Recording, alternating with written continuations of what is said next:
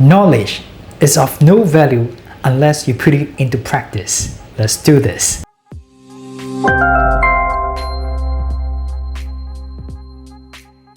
Hi everybody, it's me Henrrey and welcome to my channel.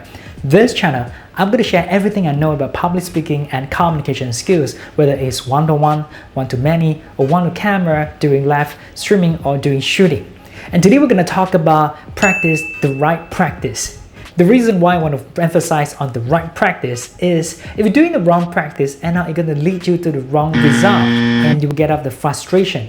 For example, I've seen a lot of the cases such as I met a friend and he said, I practice a lot. I practice to read the script every day for 10 hours. And during my presentation, I took out my script and keep on reading my script and for 1 hour. And nobody likes me and no response from the audience. It turned out really bad. I'm going to give up. This practice is useless.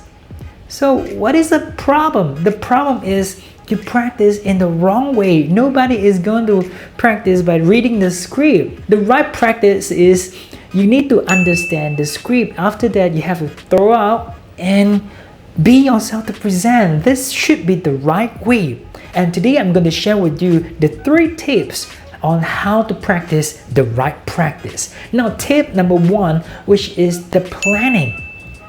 Wow, practice, it has planning. What does that mean? Planning, it includes you need to know the topic very well. You need to understand the topic and you need to get the right information. That's the most important part. Your bullets need to be right. Then only you shoot the right target and get the best result. So you need to have all of this information first, and then after that, take a piece of paper and take out a pen to write down your planning, how you're gonna deliver this speech. You need to design your hook. How do you start with the opening? How to hook your audience attention, and then how you link with your contents. With point number 1, point number 2, point number 3, with all the elaboration and how you hit the pinch line, and after that how you end the story. That's it. You need to visualize, and then only you come up with the plan. Then we move to tip number 2, which is very important in this part during the practice, which is go into the real practice. You will not get far if you always stick on step number 1, which is planning. If you're planning for 5 years, after 10 years, after 20 years, if you're still planning, then you will end up planning. There's no result out of that. So you have to go for the real practice. Then only you know what goes wrong, what goes right. So what else you need to do more and what else you need to cut down. So after the planning, you start with holding the paper. Well, I'm not going to say everyone is professional. After the planning, just throw the paper and we go up just to practice without a paper. Now, some people, for beginner, they would just need to have the paper first. They need to remember the ideas of how you start, how you elaborate your content, and how you end your story. Now, I use the word remember on the points, but not memorizing the whole script. For example, if your whole script, it has 3,000 words, are you going to memorize every single word?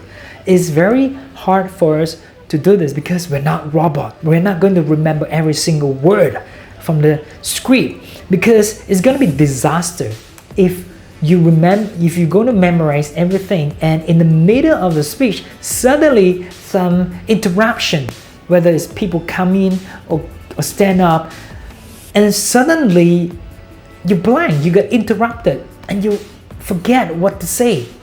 And after that, you forget the rest of the part. Well, you're gonna mess up the presentation because you're too dependent on every single word. Well, a professional speaker, they would just remember the points. For example, how I start, I use 1 word. How I'm going to elaborate the first point, 1 word. Followed by the second point, the third point, and the ending.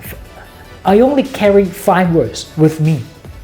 Then I can start to talk 30 minutes or 1 hour. Well, it's pretty much easier than memorizing the whole bunch of the script.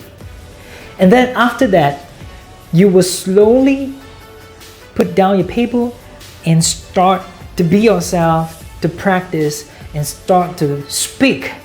Start to practice your speech. Well, at that stage, you know where to improve. Perhaps you feel like, I want to improve my voice projection.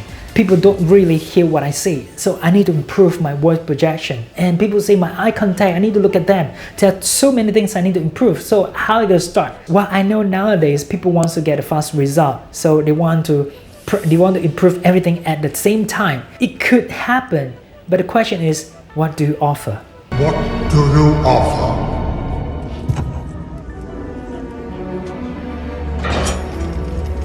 With more efforts, more practices, that perhaps you will get it. But mind you, the right way. We need to improve once at a time. For example, the first one, you practice your points. It's not memorizing, you remember your points, that is the first layer you practice, but at the same time, you take another step to improve your voice projection. One round, your points, your contents, one round, your voice projection. And after that, your voice projection, you feel like, yes, I'm getting it, I can master the voice projection, it is loud enough and it's clear. Then up next, what is the next? Intonation, you start to play a little bit on the rise and the fall of the pitch. So your speech becomes more and more interesting. So to get better and better, and followed by the eye contact, body gesture, how you do the engagement. So you will know whether your practice is getting more progress or what. You will know your status, whether you are on the right track or not. You will know. Well, you need to practice until you become the expert of your topic. Then you are the expert, you know every little thing about your topic, then you're getting better, you know you are reaching there. So up next, tip number 3, which is you need to get feedbacks. Most of the time you speak alone, you talk alone, people around you, they might say you are like living in your own world, like you're just saying you are good because of you yourself to judge yourself, right? So the third part is you need to get feedbacks around the people around you, your friends, your family members. So they are the people that will give you the honest feedback, whether you stand straight, any feedbacks, whether your eye contact, they will give you the honest feedback. So listen to them and improve. If you don't have people around you, that's totally fine. Grab the smartphone or camera, just press record button and to record yourself, and after that watch back your video. So from there you will know, you're not going to lie to yourself. If it's good, it's good. If it's not good, you need to improve, then you will know. Just go to improve, that's it. So I believe if you repeat for these 3 steps for your practice, I believe you will get the right practice. Start with the right bullets, information. You need to make sure everything is right and start to visualize how you plan out, how to hit the punchline, how you start with the hook. And step number 2, go into the real practice. Well, from there you know where to improve, whether or not you're good or not, you will know. And step number 3, get feedbacks, which is other than you yourself, how people think on you. They will give you the honest feedback. So you keep on practicing all these things, then I believe you will get better and better. But mind you, this is not the end of your best. This is just part of your best. Practice makes perfect. Practice also makes progress. Whatever we have done is just the tip of the iceberg of what's possible of us. We can always better than that. Well, if you find values from this video, please consider to hit the subscribe button and turn on all the notifications so you'll be the first one to get notified once I have the latest video. And I hope to see you soon.